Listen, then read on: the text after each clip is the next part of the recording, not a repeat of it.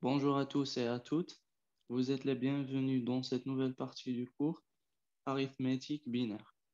Donc, ça fait longtemps que j'ai pas déposé une vidéo sur ce cours-là. Maintenant, je vais continuer le cours. Donc, que ce soit vous voulez étudier le module électronique numérique ou bien architecture des ordinateurs et assembleurs, vous avez besoin vraiment de ce cours-là. Donc, si vous avez n'importe quelle question, n'hésitez pas à me poser et commençons notre cours. Alors, on va parler aujourd'hui de l'arithmétique binaire.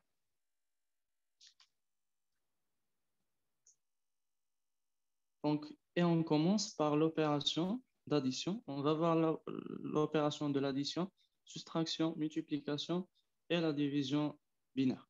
Alors, pour additionner deux nombres binaires, on procède exactement comme ce qu'on a fait dans la base décimale.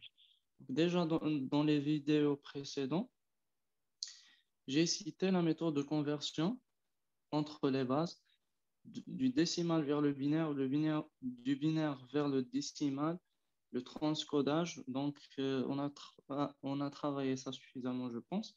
Donc, c'est clair. Maintenant, on va aborder la notion de l'arithmétique. Comment faire les opérations arithmétiques en binaire? Donc, la seule truc qui se change ici, c'est qu'on a des règles à suivre en binaire. Le 0 plus 0 égale à 0 et le retenu c'est 0. Donc rappelez-vous qu'on va travailler toujours avec le retenu. 0 plus 0, ça fait 0. Le retenu c'est 0. 0 plus 1 égale à 1 plus 0. C'est la commutativité que vous avez vue en algèbre. Donc 1 plus 0 égale à 1 et, la retenue bien sûr égale à 0. 1 plus 1 égale à 0 et on a un retenu de 1. Soit vous allez dire 1 plus 1 égale à 10. Parce que si vous faites comme ça, 1 plus 1 en binaire, donc ça va vous donner un 0 plus un retenu. Donc le résultat, c'est un 0 plus un retenu 1. Donc 1 plus 0, ça fait 1. Et du coup, vous pouvez dire aussi que 1 plus 1, ça fait 10. Mais 10 en binaire et non pas en décimal. Donc, rappelez-vous que 1 plus 1, ça fait 0 et un retenu de 1. Donc, nous allons utiliser ce résultat dans les calculs. Et quand on a 1 plus 1, donc ça fait 1 plus un retenu de 1. Donc, logiquement, 1 plus 1 plus 1, ça va donner quoi? Le 1 plus 1, ça va donner, comme résultat, ça va donner 0 plus un retenu de 1. D'accord? Le 0 plus 1,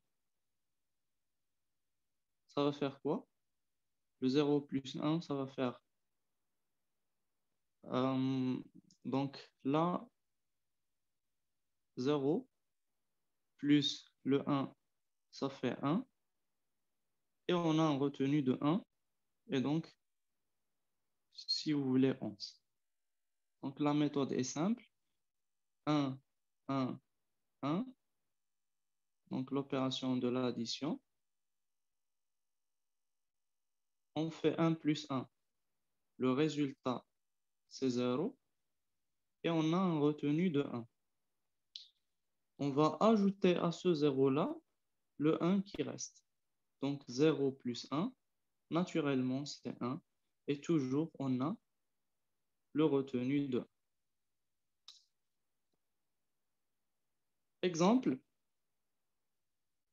en binaire, on va calculer en binaire 1, 1, 1, 0, 0, 1, 1. Donc, c'est un code binaire. 1, 2, 3, 4, 5, 6, 7 sur 7 bits. Donc, c'est un nombre représenté en binaire sur 7 bits. Plus 1, 1, 1, 0, 0, 1. Donc, 1 plus 1, ça fait 0. Et on a un retenu de 1. 1 plus 0, c'est 0.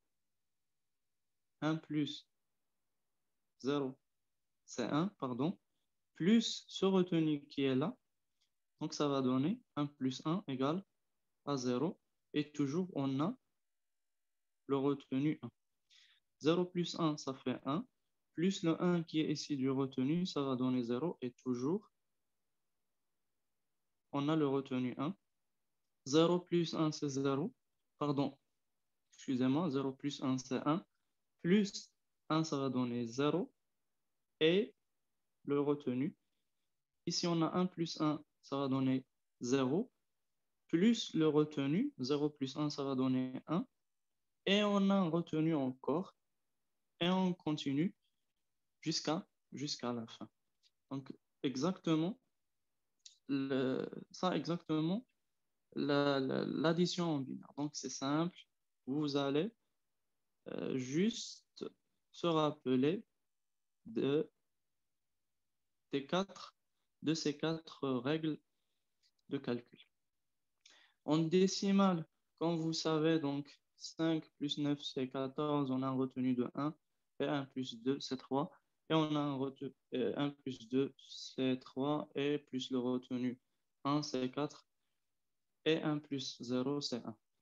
Donc, nous, les êtres humains, on comprend bien le système décimal, mais l'ordinateur, il est à l'aise avec le système binaire, avec le système hexadécimal. Maintenant, on passe à la soustraction binaire. Alors, dans la soustraction binaire, on procède comme en décimal, exactement, mais cette fois-ci, on va suivre aussi certaines règles précises. Quand la quantité à soustraire est supérieure à la quantité dont on soustrait, on emprunte 1 au voisin de gauche. Si, bien sûr, en décimal, qu'est-ce qu'on fait? Si on a par exemple le 13 moins 7, on fait comme ça. Donc on va faire quoi? On emprunte 1 ici. Donc 13 moins 7, ça va faire 6. Et on va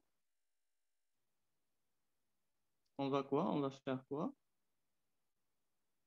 On va faire un petit 1 ici. On va rendre l'emprunt. On va payer l'emprunt, si vous voulez. Donc 1 moins 1, ça fait 0. En décimal, comment on va faire? Donc en binaire, ce 1 ajoute 2 à la quantité dont on soustrait. Tandis qu'en décimal, il ajoute 10. La table de soustraction binaire est la suivante. Donc 0 moins 0, ça fait 0. Le retenu, c'est 0. 1 moins 1, c'est 0 et le retenu, c'est 0. 1 moins 0, c'est 1, le retenu, c'est 0. Ces trois cas sont très clairs. Maintenant, si on a 0 moins 1, le résultat, c'est 1 et on a un retenu, 1 à soustraire au chiffre voisin de gauche, vu qu'on fait l'opération dans ce sens. On commence de la droite vers la gauche. Et si on a 0, moins 1, moins 1, ça va donner 0. Pourquoi? Parce que 0 moins 1, 0 moins 1, ça fait 1. Et on a un retenu, 1 à soustraire. Donc, 1 moins ce 1 qui reste ici. Donc, ça va donner 0. Ça va donner 0. Mais, voilà. 1 moins 1, ça va donner quoi? Ça va donner 0. Et puis, on va faire quoi? On va, on va laisser ce retenu qui est ici. Si vous voulez soustraire ce retenu, vous allez faire 0 moins 0 moins 1. Si l'opération de soustraction continue. Mais les règles d'or à suivre pour la soustraction, c'est que 0 moins 1 égale 0 moins 1 égale à 1 et 0 moins 1 moins 1, ça fait, ici, on avait dit 1, 1 moins 1, 1 moins ce 1 qui est ici, ça va donner 0. Et toujours, on avait un retenu de la première opération. Ça concernant la soustraction binaire. Donc, à titre d'exemple, je vais donner un autre exemple, 1, 0 et 1 par exemple, 0, moins 1, 0, 1, 1. Qu'est-ce qu'on va faire alors? Donc, on commence 0 moins 1. On avait dit que 0 moins 1, c'est 1. Et on a un retenu à soustraire au chiffre voisin de gauche. Voilà, à soustraire d'ici. Donc maintenant, qu'est-ce qu'on va faire? 1 moins 1, ça fait 0. Moins ce retenu, 0 moins 1, ça fait 1. Et toujours, on a un retenu ici à soustraire. 1 moins 0, c'est 1. Moins 1, c'est 0. Et on n'a pas de retenu cette fois-ci. Maintenant, 0 moins 1, c'est 1. Et on a un retenu à retrancher ici. 1 moins le vide, ça veut dire 0. C'est 1. Moins le retenu, ça va donner 0. C'est le même principe qu'on a utilisé ici. Donc là, on a 1 moins 0. Ça donne 1. 1 moins 1, c'est 0. 1 moins 1, c'est 0. Maintenant, 0 moins 1, c'est 0. Et on a un retenu ici. Et 0 moins 1, ici, normalement, on a 0 moins 0, ça vaut 0. Moins 1, c'est moins 1, c'est 1. Et on a un retenu. On va pas, nous, on va se contenter avec les 5 chiffres. Donc, dans ce cas, on laisse ce retenu et on considère que le codage est sur 5 bits. Donc, la retenue dans ce cas, c'est juste un dépassement de capacité. Donc, on ne s'intéresse pas vraiment.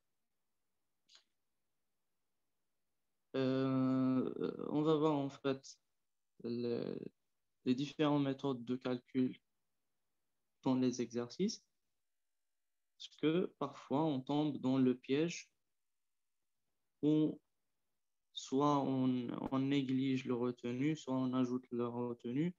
Parfois, ça donne des résultats qui sont incorrects, parfois un dépassement de capacité, parce qu'on dépasse le nombre de bits sur lesquels on code notre chiffre. Et du coup, d'où la nécessité de faire attention à ces trucs-là. Continuons. Maintenant, la multiplication binaire. Donc, j'imagine que vous êtes à l'aise avec la multiplication binaire. La multiplication se réalise comme une multiplication en décimale, donc rien ne change. 0 fois 0, c'est 0. 1 fois 0, c'est 0. 0 fois 1, c'est 0. Et 1 fois 1, 1 fois 1, c'est 1. Donc, c'est comme la multiplication usuelle que vous connaissez en décimale. Voyons directement cet exemple-là. Donc, 1 fois 1, c'est 1. 1 fois 0, c'est 0. 1 fois 1, c'est 1. Et 1 fois 1, c'est 1. Ici, on a ajouté ces 0. Donc, vous êtes libre, soit vous pouvez les ajouter, soit non. C'est juste pour l'apparence.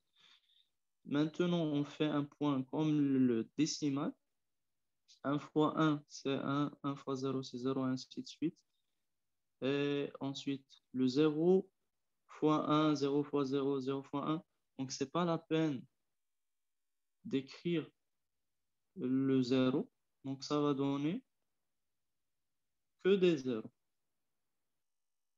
Donc, normalement, ici, on a un 0, et comme ça. Le 0 ne va pas influencer le résultat final. Maintenant, on fait la somme 1 plus 0, c'est 1. 0 plus 1, c'est 1. 1 plus 0, c'est 1. Et 1 plus 1 plus 1, comme on avait vu dans l'addition. Donc, 1 plus 1, c'est 0. Et on a un retenu. Le 0 plus 1, c'est 1. Et le retenu, il est déjà là. Donc, 0 plus 1, c'est 0. Normalement, ça va donner 0. Normalement, ça va donner 1. Mais c'est qu'on a déjà un retenu de cette opération ici. Et donc, 1 plus 1, 1 plus 0, c'est 0, plus 1, 1 plus 0, c'est 1, plus 1, c'est 0, et on a un retenu de 1. Maintenant, 0 plus 0 plus 1, ça fait 1, plus 1, ça fait un 0 ici, et un retenu de 1. 0 plus 0 plus 1, ça fait 1, plus le 1, ça fait 0, et un retenu ici. Donc, on n'a rien à calculer, donc on va juste écrire 1 ici. Donc, c'est 10. Parce que normalement, à la fin du calcul, 1 plus 1, ça vous donne 10. Comme dans cet exemple, on a un retenu, on a 0 plus 1, c'est 1, plus 1. Donc, normalement, c'est 0, plus le retenu. Donc, il suffit de faire descendre le retenu jusqu'ici. Et le résultat, c'est 1, 0, 0, 0, 1, 1, 1, 1. Passons maintenant à la dernière opération qui est la division. La division binaire s'effectue à l'aide de soustraction et de décalage, comme la division décimale, sauf que les chiffres du quotient ne peuvent être que 1 ou 0. Sauf que les chiffres du quotient ne peuvent être que 1 ou 0. Le but du quotient est 1 si on peut soustraire le diviseur, sinon il est 0. Alors, comment décortiquer cette définition? Qu'est-ce qu'on va faire? Soit, par exemple, on prend l'exemple qui est ici. Donc, on a 1, 0, 1, 1. On va regarder le plus grand. Vous pouvez faire une simple conversion vers le décimal. Donc, c'est clair que 1, 0, 1, 1 est plus grand que 1, 0, 1, 0. Parce que ici, on a 1, 0, 1, 0. Là, on a ajouté 1, 1, 1. Donc, la division de ce nombre binaire sur ce nombre binaire donne 0. Maintenant, on va faire la multiplication. 0 fois 1, c'est 0. 0 fois 1, 0. 0, 0. Donc, on n'a que des 0. On va faire la soustraction. 0 moins 0, c'est 0. 1 moins 0, 1, 0. Ici, et 1 moins 0, ça fait 1. Maintenant, on ajoute ce 0. Et on va diviser. Bien sûr, ce nombre binaire est plus grand que ça. Et donc, parce que ce nombre est codé sur 4 bits, là, il est codé sur 5 bits. Ici, on a 2 à la puissance 0, 2 à la puissance 1, 2, 3 et 4. Vous savez que 2 à la puissance 4, ça fait 16. Alors, ici, 2 à la puissance 0, 1, 2, 3. 2 à la puissance 3, ça fait 8. Du coup, ça, c'est plus grand que ça. Et vous allez faire la division. Donc, ça va donner 1. Et le 1 fois ça, ça va donner le même nombre binaire, 1, 0, 1, 1. Et vous allez faire la soustraction. 0 moins 1, c'est 1, et on a retenu ici. 0 moins 1, c'est 1, moins 1, c'est 0. Et 1 moins 0, c'est 0. Et 0 moins 1, ça vous donne 1. D'accord. Et vous allez ajouter un retenu ici. 1 moins 1, ça vous donne 0. Maintenant, on fait décaler le 1 ici. Donc 1, 0, 0, 1, 1 est toujours plus grand que 1, 0, 1, 1. Ça en décimale. Donc ici, on a 2 à la puissance 0, c'est 1. Là, c'est 2. Et là, c'est 8. 8 plus 3, ça fait 11. Ici, on a 165. Maintenant, c'est 1. Alors, c'est la même chose. Ici, ça va nous donner 1, 0, 1, 1. On fait la soustraction. 1 moins 1, ça donne 0. 1 moins 1, ça donne 0. 0 moins 0, ça donne 0. 0 moins 1, ça donne 1. Et un retenu ici. Et un moins 1, ça fait 0. D'accord, maintenant, on fait également le décalage de 0 ici. Donc, 1, 0, 0, 0, 0, c'est plus grand que ça, bien sûr. Donc, 1, parce qu'ici, on parle de 2 à la puissance 4 qui est 16. La même opération, donc on va faire la multiplication et on va soustraire. 0 moins 1, c'est 1. Et là, on a un retenu de 1. Donc, 0 moins 1, c'est 1. Moins 1, c'est 0. D'accord? Et là, on a 0. Normalement, ici, on a un 1. Le retenu. Parce que 0 moins 1, c'est 1 et on a un retenu.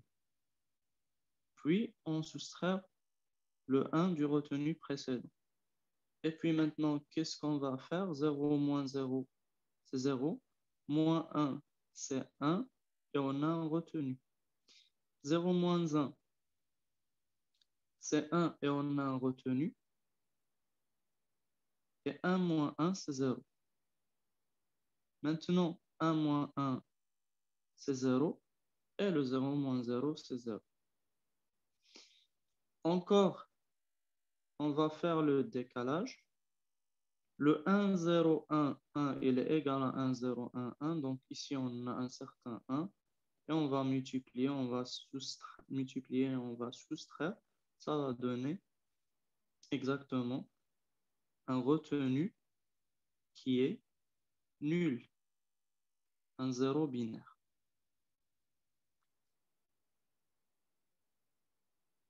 Et voilà, très bien.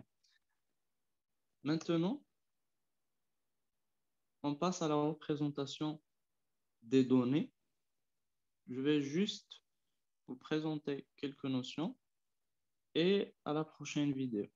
Donc, coder une information consiste à établir une correspondance entre sa représentation externe habituelle et sa représentation interne dans la machine, qui est une suite de bits. Quand on dit représentation externe, par exemple, le codage décimal. Quand on a un code décimal, ça c'est un code externe, c'est une représentation externe. On va la transformer en une représentation interne qui est compréhensible par la machine et qui est exactement une suite de bits. Un processeur, c'est le cerveau de l'ordinateur quand le microprocesseur ou bien le processeur, c'est le cerveau de l'ordinateur, comme vous savez, c'est un élément qui exécute des traitements. Donc, le processeur fait les calculs arithmétiques et logiques pour, euh, pour nous afficher le résultat euh, que l'on souhaite ou bien pour nous faciliter la vie généralement. Les traitements à exécuter sont effectués en binaire, donc le processeur travaille en binaire. Les traitements s'appliquent sur des informations codées en binaire et non pas autre chose. D'accord?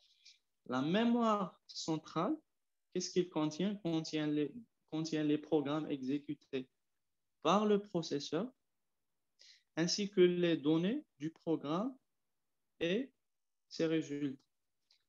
C'est exactement ce qu'on a résumé dans ce diagramme.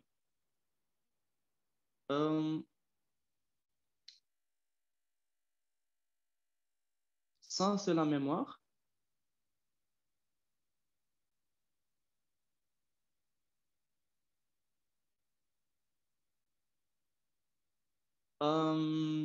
Ça, c'est la mémoire centrale. Dans cette mémoire, on a des programmes à exécuter. Le processeur se charge de faire le traitement, des programmes ou bien des processus, soit des programmes, soit on va dire des processus. Vous allez découvrir ça en système d'exploitation. Des processus à exécuter. Donc,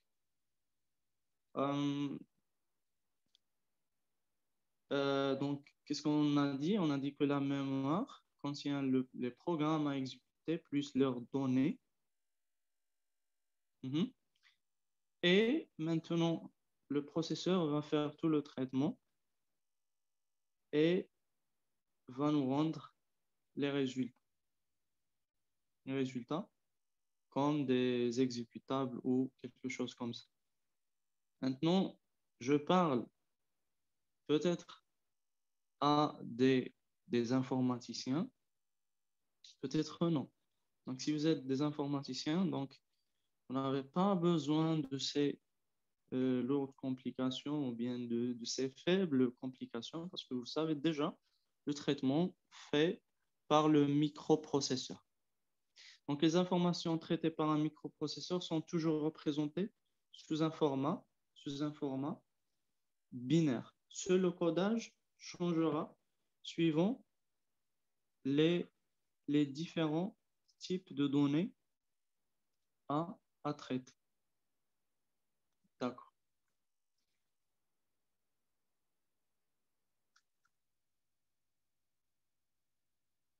Maintenant, pour le codage des entiers naturels, donc les entiers naturels sont codés sur un nombre fixe d'octets. Un octet égale à 8 bits. Donc, on rencontre habituellement des codages sur 1, 2, 3, bien 4 octets au plus, rarement sur 8 octets. Généralement, on code les entiers naturels sur 8 bits, soit jusqu'à 32 bits. Un codage sur n bits permet de représenter le nombre entier naturel compris entre 0 et 2 à la puissance n-1. Éventuellement, pour n égale à 8 bits, donc c'est de 0 jusqu'à 2 à la puissance 2 à la puissance 8 moins 2 à la puissance 8 moins 1. Un simple calcul.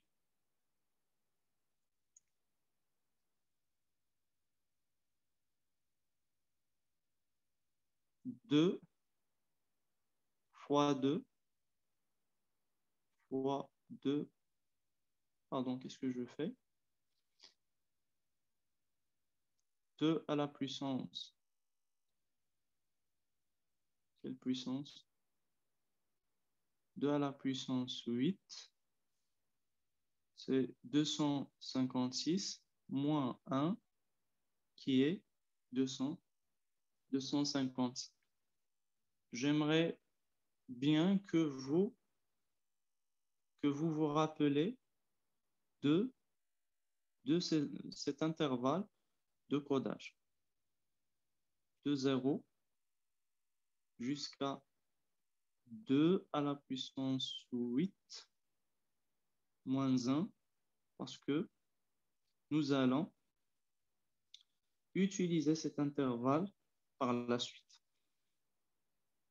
Donc, avec un octet 8 bits, on peut représenter les nombres appartenant à l'intervalle 0, 2 à la puissance 8 moins 1, qui est l'intervalle 0,2, 255. Le nombre 255 est représenté sous la forme suivante.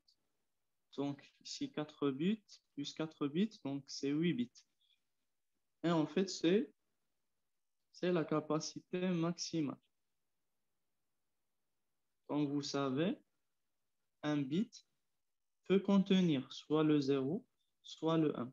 Capacité faible, c'est 0. Poids faible, c'est 0. Poids fort, c'est 1. Donc, 1, 1, 1, 1. Donc, tous les bits sont remplis par 1, 1, qui est un poids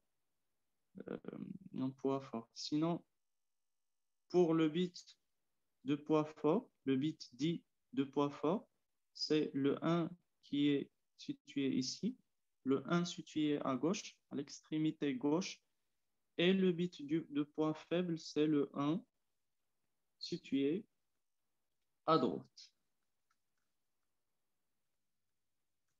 Maintenant, la représentation des entiers relatifs ou bien les entiers signés. Ces entiers signés, nous allons les représenter soit avec un codage en signe plus valeur absolue, que vous n'allez pas l'utiliser, soit par un complément A1 ou bien un complément restreint, soit par un complément A2. Et comme convention, quel que soit le codage utilisé, le bit de poids fort est réservé pour la représentation du signe. De sorte que si on a un nombre négatif, alors le bit de poids fort est un 1. Si le nombre est positif, le bit de poids fort est 0. Donc, si on vous dit, on est en train de travailler sur les entiers signés et on vous donne 0, 1, 1, 1, par exemple, le 0. Vous regardez ici, ça c'est le bit de poids fort, ça c'est 11 0, donc il s'agit d'un entier,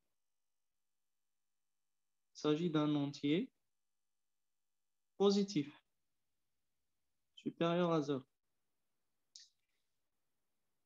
Mais si on vous donne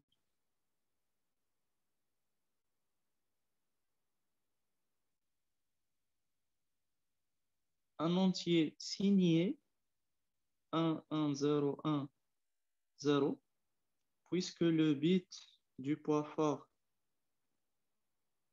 ça c'est le bit du poids fort, et elle est en 1.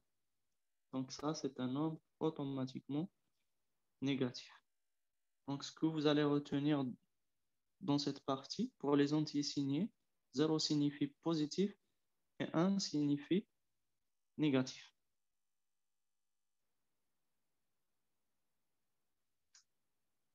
Codage en signe plus valeur absolue. Avec n bits, le nème bit est réservé pour le signe et les n-1 bits restants sont utilisés pour la représentation de la valeur absolue du nombre à coder. Donc, un codage sur n bits permet de coder tous les entiers appartenant à un intervalle qu'on avait vu, moins 2 à la puissance n-1 moins 1, d'accord? Et 2 à la puissance n-1 moins 1. 2 à la puissance n-1 moins 1, si on est en train de coder sur 8 bits, ça va faire 2 à la puissance 8 moins 1 qui est 2 à la puissance 7 qui est 128 moins 1 c'est 127. Donc notre intervalle de codage, ça va être entre moins 127 et 127 si vous voulez. Maintenant, avec 4 bits, on peut coder les entiers relatifs suivants. Le 0, le bit du signe, ici par exemple, comme ici, comme ici, comme ici, c'est toujours réservé à 1. Maintenant, les 3 bits qui restent, on va les coder en valeur absolue. On va les coder en valeur absolue. 001 c'est 1, 010 c'est 2, ainsi de suite. Maintenant, si on veut coder des nombres négatifs, le bit ici, il est réservé, comme on a dit, au signe. Puisqu'on a 1, donc tous ces chiffres-là sont négatifs. C'est-à-dire, on ne compte pas ce 1 lors de la conversion, ou bien lors de la conversion du binaire vers le décimal, on ne compte pas 1 parce qu'il représente juste le signe. Mais on fait la conversion de 1, 1, 1 sans le dernier 1, sans le dernier bit. De la puissance 0 fois 1, donc c'est 1, 1 plus 2, plus quoi? Plus 4. 2 plus 4, ça fait 6. Et 6 plus 1, ça fait 7 en valeur absolue. Mais on ajoute ce 1 qui est là, qui représente un signe négatif. Donc, les avantages, l'avantage de ce codage en signe plus valeur absolue, c'est de faciliter l'interprétation. Il est facile à manipuler, il est facile à traiter. Le dernier bit est réservé pour le signe, l'autre, on le code avec une valeur absolue. Mais les inconvénients de ce type de codage des entiers signés, c'est que le 0 va avoir deux représentations différentes.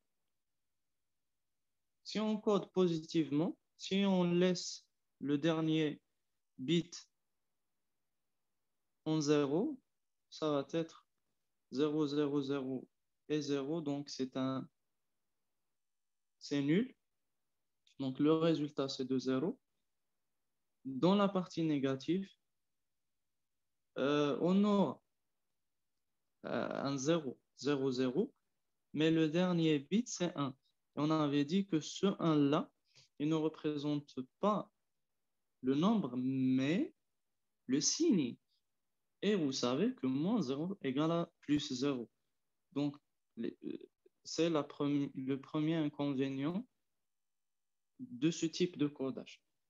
Deuxième inconvénient, c'est le problème d'addition de deux nombres de signes opposés. D'accord. Concernant cette partie, je pense que c'est clair. Généralement, vous n'allez pas utiliser ce type de codage en signe plus valeur absolue. Le codage que vous allez utiliser, c'est le codage en complément restreint ou bien complément A1 et le complément A2. Codage en complément vrai ou bien complément A2. Et c'est ce que nous allons voir la séance prochaine. Donc, j'espère que vous avez bien compris ce que j'ai représenté ici. Merci de laisser vos questions et vous pouvez me contacter euh, quand vous voulez, soit par un commentaire, soit vous pouvez demander mon adresse mail et je vais la partager avec vous avec un grand plaisir. Soit vous allez laisser votre email dans un commentaire et je vais vous contacter. Merci à vous et à bientôt.